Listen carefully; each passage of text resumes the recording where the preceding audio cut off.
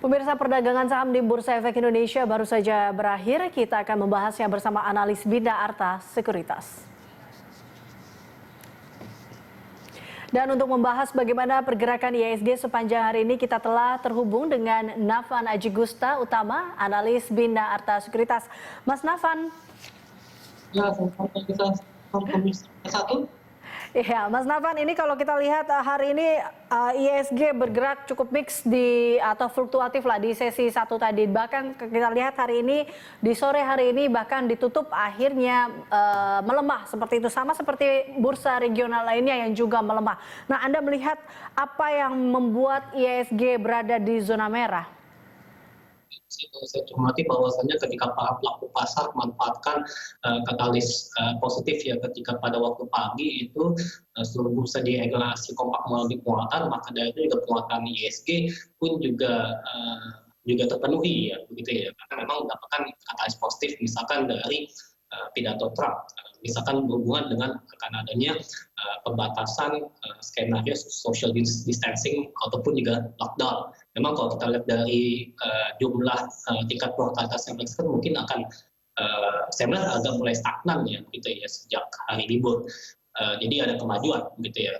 Tapi ketika pergerakan indeks ketika mulai masuki sesi kedua atau siang ya, itu saya melihat sudah mulai adanya aksi profit taking ya, profit taking yang terjadi. Mungkin para pelaku pasar lebih cenderung menyoroti berkaitan dengan misalkan terkait dengan penurunan harga komoditas dunia, misalkan batu bara saja menyentuh angka 62 dolar per metric ton, misalkan seperti itu. Kemudian juga ada hal lain, misalkan kalau di Indonesia yakni sehubungan dengan adanya penurunan rating outlook utang Indonesia ya, dari stabil menjadi negatif pun juga ini juga turut memberikan tekanan pada indeks. Belum lagi juga kalau nggak salah juga tingkat kinerja pertumbuhan ekonomi Indonesia oleh S&P pun juga diturunkan menjadi 1,8%, begitu kan. Jadi memang ini juga membuat sentimen negatif tersebut juga bertambah.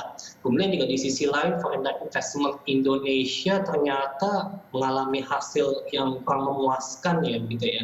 Jadi mengalami minus sekitar minus 9% begitu ya. Jadi otomatis ini juga merupakan sentimen negatif tambahan begitu ya, kalau melihat dari adanya penurunan rating dari S&P, kemudian juga menurunnya dari foreign direct investment. Mungkin ini juga pengaruh kuat ya dari pandemi COVID-19 yang secara khusus terjadi di tanah air gitu ya. Jadi memang pada akhirnya aksi profit taking terjadi begitu. Mas Nafan, tapi kalau kita lihat terkait dengan apa yang dikeluarkan oleh BKPM, yaitu adalah realisasi investasi kuartal 1 ini yang tumbuh 8%, yang kita ketahui adalah menjadi dari 195,1 triliun menjadi 210,7 triliun, dan juga ada beberapa terkait dengan berita-berita lainnya, dan ada penopang dari sektor konsumsi. Ini juga tidak mampukah membuat IHSG begitu rebound seperti itu? Oke, kalau saya cermati mungkin karena pengaruh dari tulisan S&P tersebut ya, ini juga membuat pergerakan indeks tidak mampu melanjutkan penguatannya gitu ya. Memang meskipun kalau saya melihat ada beberapa data makroekonomi yang positif maupun juga ada katalis positif tersebut gitu ya.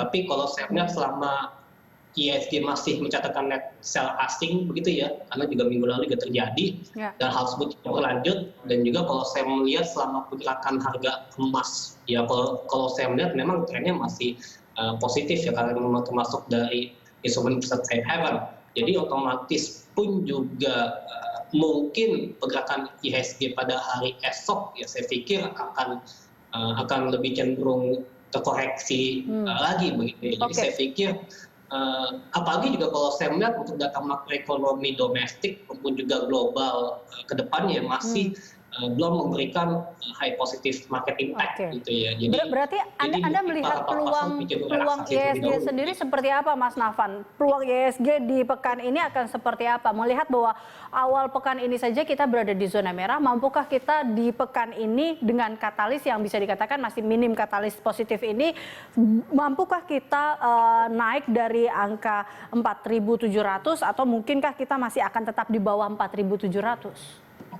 Kalau untuk hari esok kemungkinan ISG masih akan di bawah level 4.700 gitu ya, karena melihat dari data makroekonomi tersebut yang bisa memberikan high positive market impact gitu ya. Kalaupun kita berharap ya mungkin kita berharap ya, dan para pasar berharap misalkan adanya program paket stimulus yang baru misalkan dari pemerintah.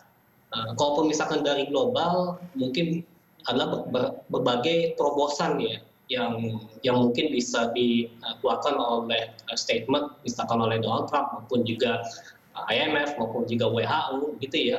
Jadi juga tujuannya dalam rangka memberikan kepercayaan bagi pasar ya agar supaya bisa masuk ke instrumen ini high risk gitu ya, tapi high returnnya juga bagus. Tapi kalau misalkan jika selama masih sentimen negatif berkaitan dengan COVID-19 tersebut masih cenderung kuat, ya mungkin para pelaku pasar lebih cenderung wait and see, bersikap wait and see terlebih dahulu begitu. Oke, nah Anda melihat apa yang memang harus dilakukan oleh pelaku pasar tentunya, atau mungkin rekomendasi kepada investor di tengah volatilitas pasar yang masih tinggi ini? Oke, di sini kalau saya cermati ya, sebaiknya para pelaku pasar mencermati beberapa level support ya terhadap saham-saham pilihan mereka yang tentunya juga diproyeksikan memiliki kinerja fundamental yang positif. Kalaupun misalkan di tahun ini terjadi kontraksi, tapi kan untuk jangka panjang kan nanti kan kinerja pertumbuhan emiten pun juga akan membaik. Ya seiring dengan misalkan ini IMF aja proyeksinya dari tahun ini itu sekitar 0,5%, tapi di tahun 2021 akan menguat di 8% dari sisi proyeksi kinerja pertumbuhan ekonomi Indonesia gitu ya. Jadi dengan memanfaatkan hal tersebut ya, saya pikir para pelaku investor sebaiknya melihat dari kacamata jangka panjang saja begitu ya.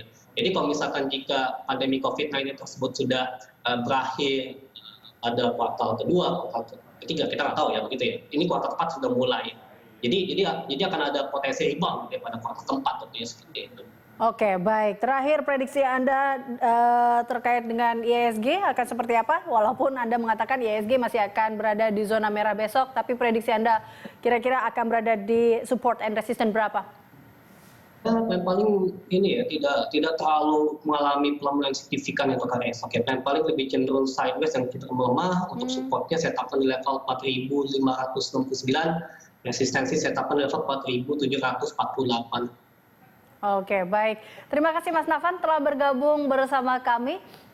Ya, Nafan Aji Gustautama, analis Bina Arta Sekuritas.